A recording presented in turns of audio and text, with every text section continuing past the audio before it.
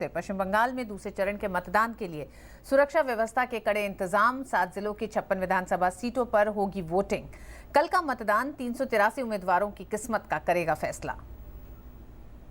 पश्चिम बंगाल में विधानसभा चुनाव के लिए चुनाव प्रचार का शोर थम चुका है।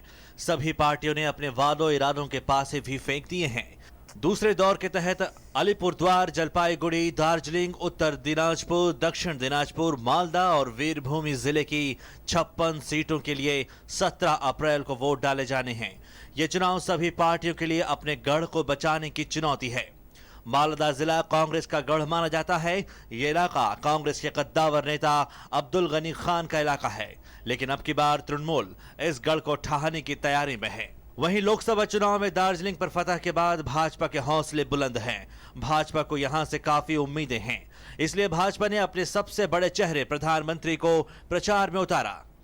राजनाथ सिंह, स्मृति ईरानी ने भी जीत का दम भरने में कोई कमी नहीं बख्शी।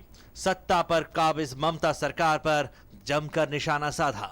इस दौर में सोनिया गांधी ने भी चुनाव प्रचार की कमान संभाली, जिसमें केंद्र और तृणमूल सरकार दोनों पर तीखे प्रहार किए। उन्होंने जनता से तृणमूल सरकार को हटाने की अपील कर डाली, लेकिन अपने सहयोगी माकपा का नाम लेने से बचती रही।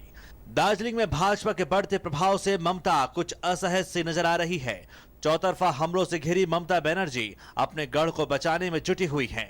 वीरभूमि में अपने विरोधियों पर गरजते हुए आयोग पर तलखियां जताने से भी वे नहीं चूकी। इस बीच चुनावी छिटपुट घटनाओं के बीच लोगों की उम्मीदें चुनाव आयोग पर आकर टिक गई हैं। मतदाता निष्पक्ष चुनाव कराने की मांग कर रहे हैं। सेंट्रल फोर्स चाहिए और सेंट्रल फोर्स तो आ गए हैं, तो वेस्ट बंगाल के जो पुलिस है उनके ऊपर हम लोगों को कोई भी भरोसा नहीं है। हम लोग चाहते हैं केंद्रीय बाहिनी से ज़्यादा सुरक्षा होए और हमारा जो आम जनता है वो निर्द्विधा से वोट दे सकते हैं। पब्लिक को भरोसा नहीं है पश्चिम बंगाल का। अगर सेंट्रल फोर्स यहाँ पर ज़्यादा रहेंगे तो पब्लिक ज़्यादा वोटर लोग वोट बूथ में पहुँचाएंगे एवं वहाँ पर मतदान अपना मतदान करेंगे। ये दौर कई मायने में अहम है, इसलिए सभी पार्टियों ने अपनी ताकत झोंक दी है। अब देखना यह है कि तमाम सियासी दल अपने किले को बचा पाने में समर्थ होते हैं या फिर पश्चिम बंगाल के क्षितिज पर कोई और सितारा टिमटिमाता है।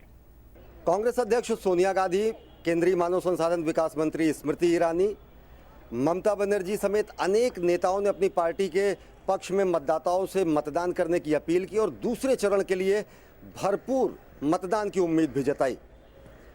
परिस्थितियां बदली हुई हैं। कलियाचक के सांप्रदायिक हिंसा के बाद जहां राजनीतिक समीकरण बदले हैं, वहीं कांग्रेस के सामने अपने इस गढ़ को बचाए रखने की बड़ी चुनौती सबके सामने होगी और साथ ही साथ भाजपा और तृणमूल कांग्रेस की ये कोशिश होगी कि कांग्रेस के इस किले को किस तरीके से सेधमारी कर अपने कब्जे में किया जा सके। कैमरा पर्सन एन लक्ष्मीकांत के साथ अश्विनी कुमार मिश्र, डीडी न्यूज़, मालदा।